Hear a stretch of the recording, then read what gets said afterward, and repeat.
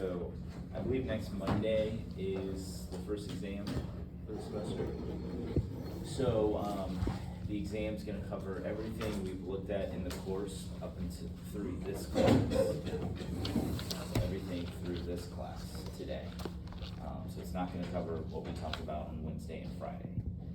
So it's gonna be the introductory part of the course and then the models of dialogue. Augustine, Bonaventure, Ratzinger, and Newman. The exam will take place during the normal class session on Monday, so you'll be able to get it done within the hour that's allotted. It'll be 10 to 12 multiple choice and true false, and then around 3 short answers. Usually what I do is I'll give 4 options, and then you choose 3 of those 4 options to write 3 to 5 sentences about as a short answer. And then there will be an essay, 3-paragraph essay, and I'll probably provide a couple of options. You pick one of those options, and then answer that particular one. For studying, I recommend reviewing the class notes, both the ones that I've provided to you as well as the supplemental additional notes that you've taken on those outlines, as well as the readings insofar as we spoke about them during class, right?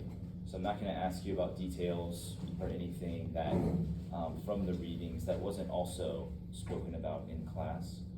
But with that being said, you know, we have had a handful of seminars, and so it'll be important to review those readings in particular as you prepare for your exam. Any questions about that?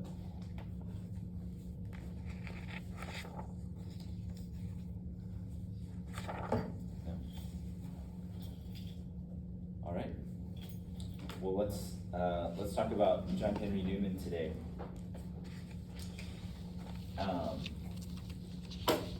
So we ended last class by noting that Newman, in this work, which its genesis was his invitation, his being invited to go offer some lectures to the bishops of Ireland who were starting a new Catholic university. And the situation in Ireland was such that there was a movement to establish a new university curriculum that wasn't simply non-partisan when it came to religion, but was just absent theological instruction more generally. So there was a movement to create a secular curriculum, right? And so that's largely what Newman is responding to. He's trying to defend, although not simply defend, he's also just developing and unfolding the place of theology within the larger university curriculum, both as something which is which has a rightful place there, but not just a rightful place, a necessary place, such that if one were to remove the study of theology from the wider curriculum, it would have much larger ramifications than simply the absence of one discipline amongst others. And so we noted that for Newman, the type of the end goal of theology is knowledge, right? Recognition and realization of the truth. The end goal is true knowledge, and the understanding of all truth relative to one another. And of course, most importantly, the understanding of all things in accordance with their highest, most ultimate principles and ends. So that was where we ended last class. So Newman has a sort of really high, lofty understanding of the pursuit of the university, which is an understanding of the whole of reality, right? It's all things, as opposed to only this or that discrete part. But with that being said, the human mind, says Newman, is not capable of taking in the whole truth about all things all at once. And so he says that the mind is akin to a human eye, which can only turn its attention to one thing at a time in order to see it for what it really is, right? So think of those times that you've been outside in the evenings, away from the city, and you have this beautiful, starry sky above you. You want to be able to take the whole thing in, so maybe you lay down on the ground, but even then, right, you can only take in one part at a time. And the moment you're looking, you turn your direction to one thing, you're also not looking at the other thing at the same time. So for him, that's kind of it's an analogy for the human mind, right? You can't take in the whole like those nice, wide view cameras can. You can only take in parts. So that's where these various disciplines in the university come into play, because each of these different disciplines, their goal is to take in a part, right? As he writes on page 34, this is on your outline, the human mind cannot take in this whole vast fact at a single glance, or gain possession of it at once. Like a short-sighted reader, its eye pours closely and travels slowly over the awful volume which lies open for its inspection. So by degrees and by circuitous advances does it rise aloft and subject to itself the knowledge of that vast universe into which it has been born. In other words, the human mind and the human person doesn't gain understanding of the whole simply by coming to know any individual part of reality, even if that part that one comes to understand is God, right, is God himself. Rather, one must seek understanding by investigating reality at times piece by piece, which is Newman's way of justifying not simply the pursuit of theological knowledge, but actually knowledge of every stripe and kind, right? Because all the different disciplines are methodologically distinct and have distinct objects, right? Distinct things with which they're concerned, and distinct aspects from which they're concerned with that object. Unlike the human eye, which can take in a particular visible object, whole and entire, like maybe someone's like a coffee mug or something like that, the human mind seeks understanding by considering a particular object first under one aspect or light, but then under another, right? Any particular investigation or reflection upon a given thing from one perspective only provides us a partial understanding, because a single object can be understood from a variety of different vantage points. So consider, for example, the human person, which is kind of an important thing for one to come to understand, right? From the perspective of a university curriculum. It's possible to understand the human person as a living organism. And there's an entire field of science known as biology that understands the human being as the sum total of all of these different biological systems that together constitute a human being. However, even if someone could understand, God bless you, the human person from the perspective of biology, let's say exhaustively, that doesn't exhaust the reality of the human being. Because one could also understand the human being from the perspective of religion as a religious animal, right? There's a whole field of science devoted to that. You could understand the human being as an economic agent from the perspective of economics, as a psychological world, like psychology, as a political creature, right? Politics is concerned with the human being insofar as, he's related to the wider society and his voting trends, his concerns, things that are important to him at a social level and stuff like that. You could understand the human being as a beneficiary of culture and so on. For Newman, right, even this one very small part of the universe, the human being, is of an inestimable richness and a profound depth. And the attempt to understand the human person requires the consideration of the exact same object but by way of various lights and vantage points, right?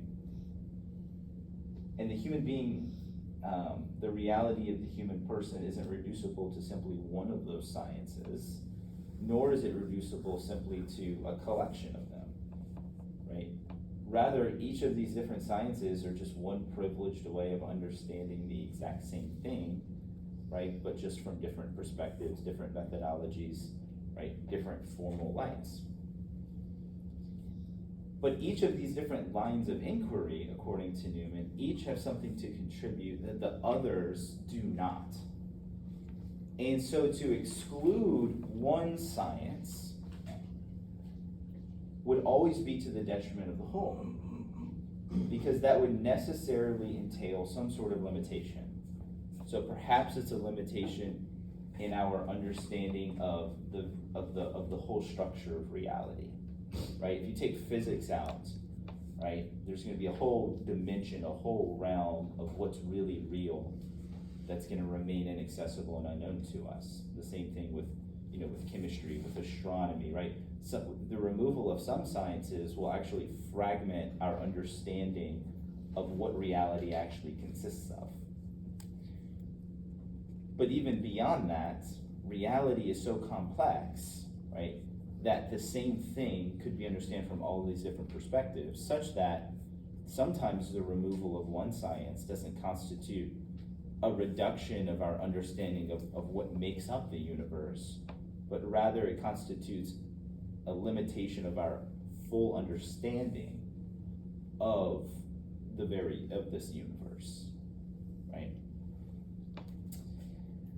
And then Newman is quick to point out that oftentimes it's the case that the insights of one discipline with respect to a particular object becomes the starting point for other disciplines to consider that same object but in a new way, which ultimately means that the elimination of one science actually ends up being to the detriment of the others at the exact same time.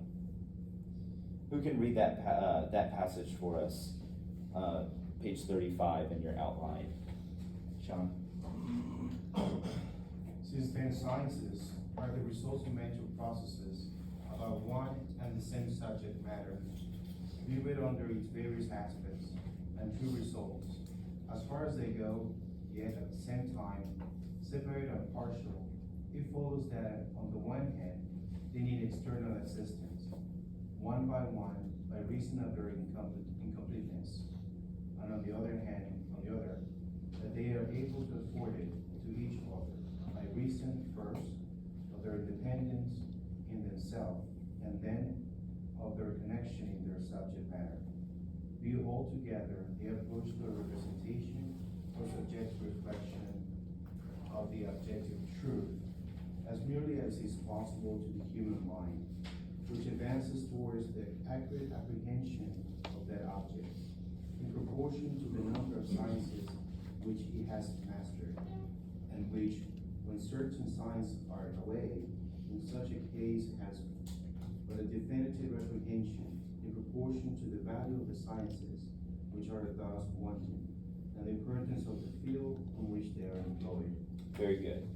So in other words, what Newman is saying here is that the inquirer needs the various disciplines precisely because they are distinct ways of coming to know not only different objects that are sometimes outside the purview of other sciences, but also even the exact same objects, but from different vantage points.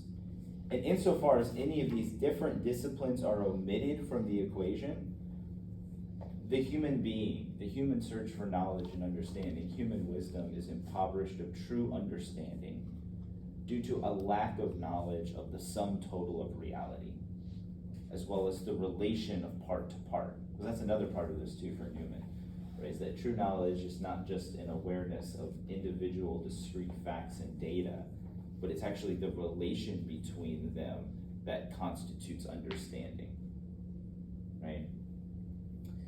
And of course we see this in the sciences themselves, where certain sciences are must take the conclusions of the other sciences as their starting points, right, in order to get off the ground. That's what Thomas calls, I think, like a subalternated science, right? So like, biology is dependent upon the insights of chemistry, right? Even though the object of chemistry, strictly speaking, falls outside the concern of biology.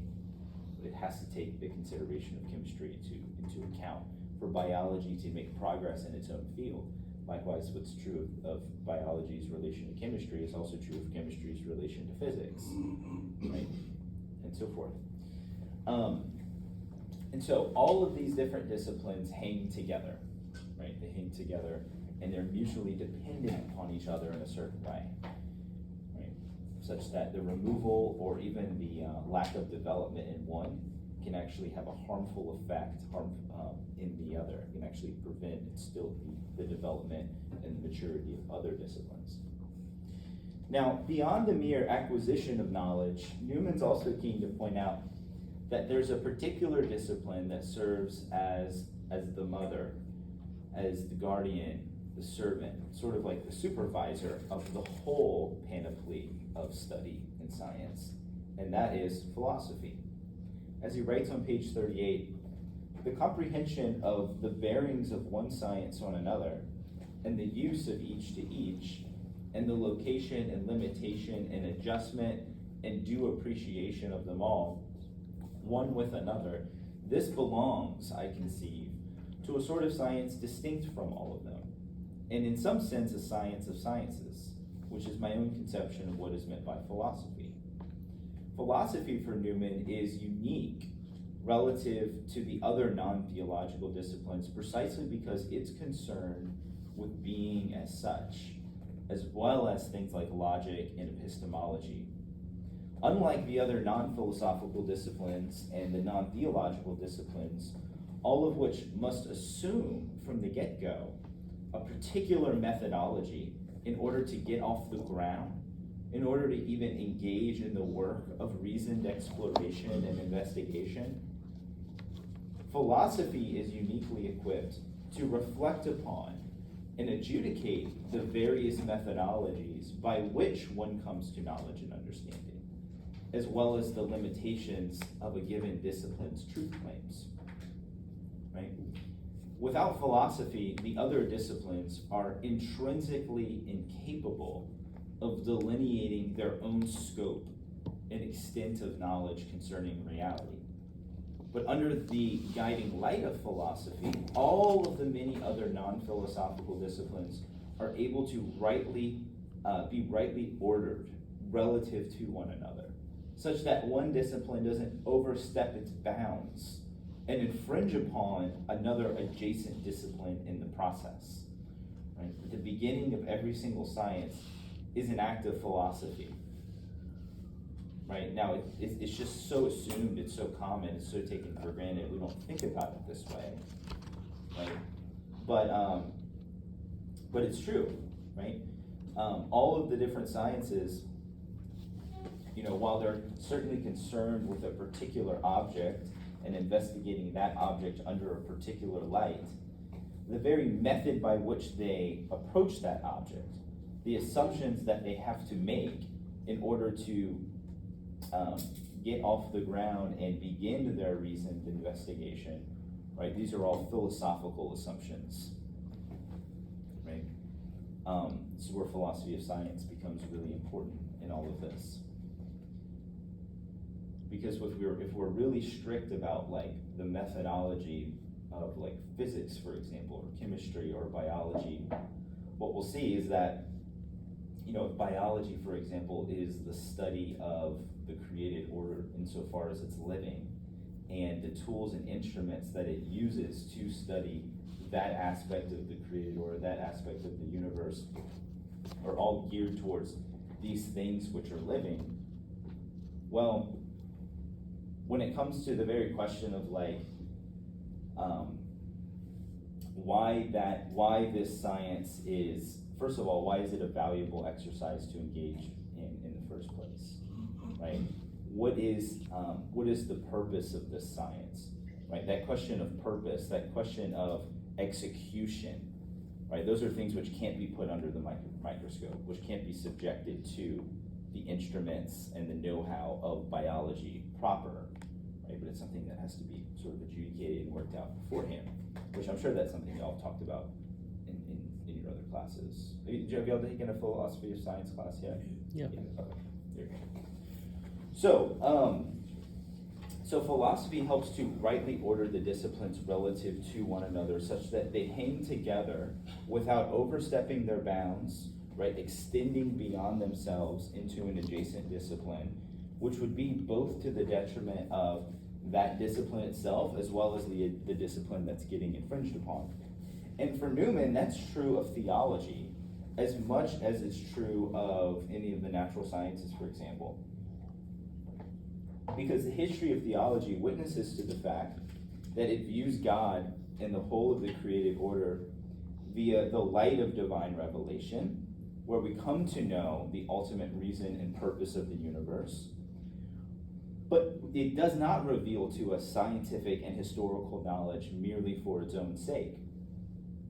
Furthermore, Newman doesn't mention this here, but we should just keep in mind that the Catholic tradition has consistently interpreted sacred scripture in accordance with the many contributions of the non-theological disciplines in its attempt to seek understanding of that which has been divinely revealed. And so theology, too, in its own way, is also subject to the providential governance of philosophy, which serves the human enterprise of seeking holistic knowledge of the whole, by holding the various sciences and disciplines in tension with one another, by supervising their relation relative to one another. Or at least that's what philosophy should do, right? In our own days, that's not exactly how it plays out. But good philosophy would recognize that, right? Now finally, this last point, and then we're going to talk about the reading for today in the seminar style discussion. But before we do that, there's one final point with respect to the positive contribution of theology to the rest of the non-theological disciplines, right? And in Newman's consideration of this towards the end of the chapter, his argument is coming full circle. Because, as he wrote at the outset of this section of the reading, all knowledge hangs together as a whole. And just as each sphere of knowledge has its own unique contribution to make to one's understanding of what's real, of reality as such, so too does it have a unique positive contribution to make to the benefit of the others, right? Because remember we talked about how all these different disciplines are sort of like, they hang together as they're distinct, right? But they also are all related to one another because they're concerned with the same, with the same reality. And some of them are even concerned with the same objects within that reality, right? But in different ways.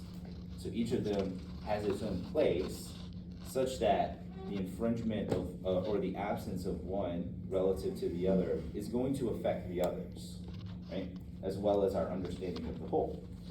So just as each sphere of knowledge has its own positive contribution to make to the benefit of the others, so does theology. As Newman writes on page 45, I've hitherto been engaged in showing that all the sciences come to us as one, and they are all related to one in the same integral subject matter.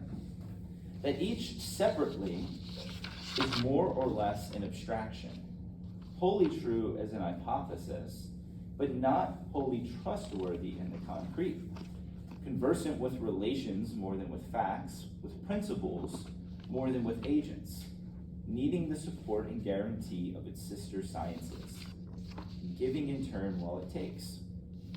From which it follows that none can be safely omitted if we would obtain the exactest knowledge of all possible things as they are, and that the omission the omission is more or less important in proportion to the field which each covers, and the depth to which it penetrates, and the order to which it belongs. For its loss is a positive privation of an influence, which exerts itself in the correction and completion of the rest. And so, it would be one thing for like the discipline of optics or early American literature to be omitted from the university, right? Because things could relatively get along fine without those. But what about that discipline that treats of the efficient and the final causality of the universe as a whole? That discipline which treats of the highest possible object in accordance with that object's own self-revelation, its making known of itself, which manifests a reality, the inner life of God, in a way that philosophy could only dream. Unlike any of the lesser disciplines, which could be cut from a curriculum without severe detriment to the rest, to sever divine revelation and the discipline of theology from the remainder of the sciences would constitute a loss of the greatest possible magnitude. Because not only would the rest of the disciplines be deprived of that ongoing conversation with the insights of sacred theology, but those other disciplines would themselves be put in a position of potentially infringing upon, extending themselves in an inappropriate way into the rightful sphere that belongs to theology, which would actually harm those other disciplines in the process.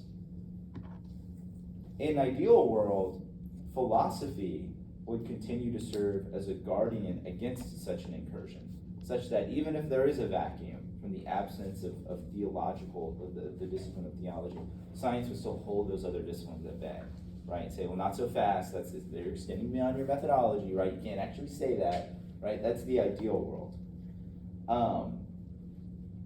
But we don't live in that ideal world because nature abhors a vacuum. Philosophy is also in a state of crisis, right? And even that idea of philosophy is that which can order all the other sciences, that largely is just completely absent, right? And the mind is restless for answers, right? And if it's not going to get the answers from one discipline, right, well then it's going to seek to get those same answers from other adjacent disciplines to theology. And then also, philosophy itself could fall prey, as it has fallen prey at various times, to filling that vacuum left by sacred theology, right? Not simply holding things at bay, but actually moving into that vacuum, that absence itself. Because only a robustly developed theology and a university curriculum can reliably safeguard the sphere of knowledge and insight that actually belongs to it and that's proper to it, right? So at a certain point, simply the absence of theology, right, is just going to break, right? And then the other disciplines are sort of just going to come over the walls, right, and fill that space. The only thing that can really keep the other disciplines at bay, right, where they belong in a university curriculum, as well as just in our own understanding, as we seek answers to questions that plague us, even if those questions are not, even if those questions are said to be non-questions, right, and thus rendered absent from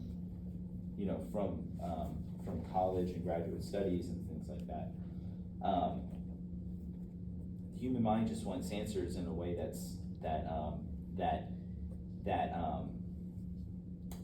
it wants answers such that it's not simply fit. It's not simply satisfied to just put them off indefinitely, right?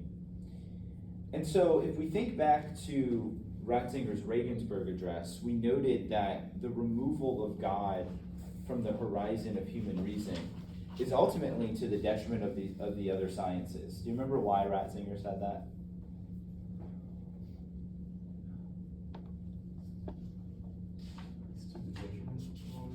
Yeah, why is the removal of the question, the reality of God, from being within the purview of human reason, actually to the detriment of like the natural sciences, he says? Because then you can't reason through the natural sciences in the light of the whole truth, but only in these like particular truths that don't give you the full picture. Yeah. That you need revelation to fill in those spots. Yeah. Yeah. Yeah, good. And then Hong, you wanted to say something?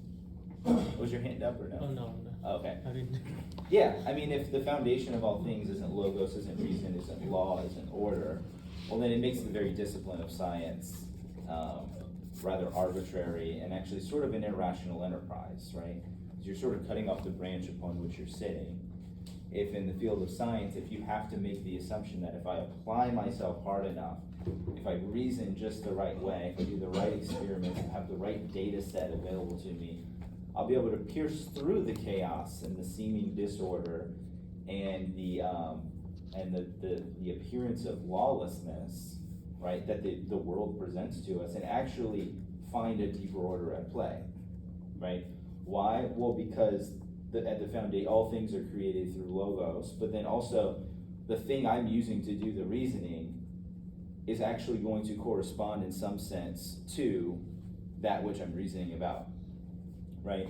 Such that the removal of God from the horizon of human understanding, it's not just the loss of theology and of religion, it actually has sort of ripple effects into the rest of human life, right? That was Ratzinger's Ratzinger's sort of critique, and Newman wants to say something very similar here as well, right?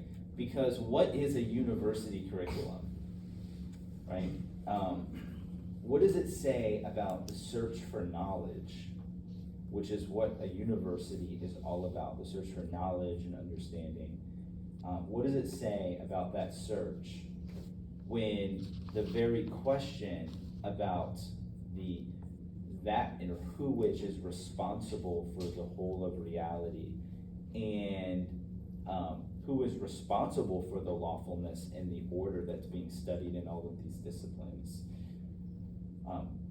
To what is this whole, the created order tending? What is its ultimate direction? When that very question, the question about that thing, that object, isn't even on the table, right? It actually calls into question the validity and the worthwhile, the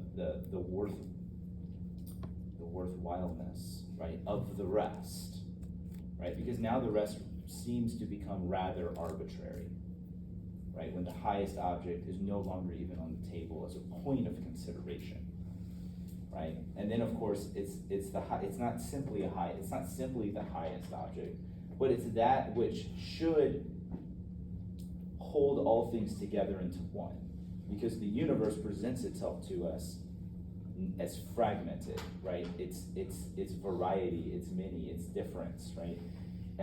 It's heterogeneity. But the reality and the question of God is that which should take all of these many diverse things, right, and be able to hold them into one, not simply as philosophy does it, right, by allocating each science its own particular sphere of investigation and knowledge, right? But theology holds all things together as one in a different but complementary way to how philosophy does it. Because theology, of course, assumes philosophy, but theology is less concerned with epistemological boundaries between disciplines, and it's more concerned with the integrity and wholeness of reality as such, right? That all of these many diverse things actually all relate to one another, not simply by virtue, not simply in a sort of horizontal way, but actually in a vertical way, because they all come from the same origin, the same place, and they're all tending towards the same thing, right? And so that's Newman's, that's what Newman's trying to get out here, the bearing of theology on the other disciplines. Theology actually serves a really important, significant place within the wider search for human understanding, such that the removal of it isn't simply the loss of one set of data and knowledge, but actually, you know, it affects the whole, right? Because it both stands beneath it and stands above the rest. And so, to conclude, let's read this passage from Newman on page 52, where he sort of summarizes his argument. He says, "And now, gentlemen, I may bring a somewhat tedious discussion to a close. It will not take many words to sum up what I have been urging.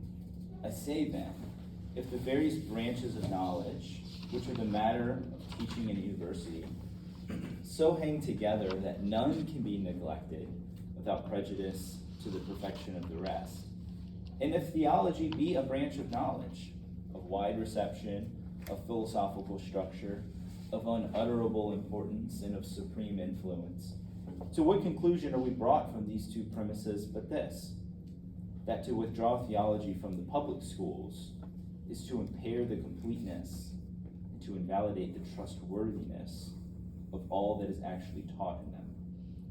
In a word, religious truth is not only a portion, but a condition of general knowledge. To blot it out is nothing short, if I may so speak, of unraveling the web of university teaching. It is according to the Greek proverb, to take the spring from out of the year. It is to imitate the preposterous proceeding of those tragedians who represented a drama with the omission of the principal parts." So, that is Newman's take on the relation of theology to the other non-theological disciplines. Your reading for class today focused on the relation of the non-theological disciplines, the other branches of knowledge, to theology. So now he's looking at it from the other perspective. So we have about 20 minutes to talk about this reading. So let's just talk about and focus on those things which you found to be most important and enlightening from this excerpt. So who wants to start? What did you find important or meaningful for you? Patrick, and let's point us to a page if you can. Okay, yeah. On page 55. Right, so let's all turn to page 55. Basically, in chapter 2, he goes to what you have underlined there is kind of where I honed in on too. When you have a vacant spot in the sciences, when you pull something out, the other sciences, or at least people's minds, tend to use what they know to fill those gaps. And I feel like in my own education and secular education and everything, being taught only specific things, Yeah. you kind of are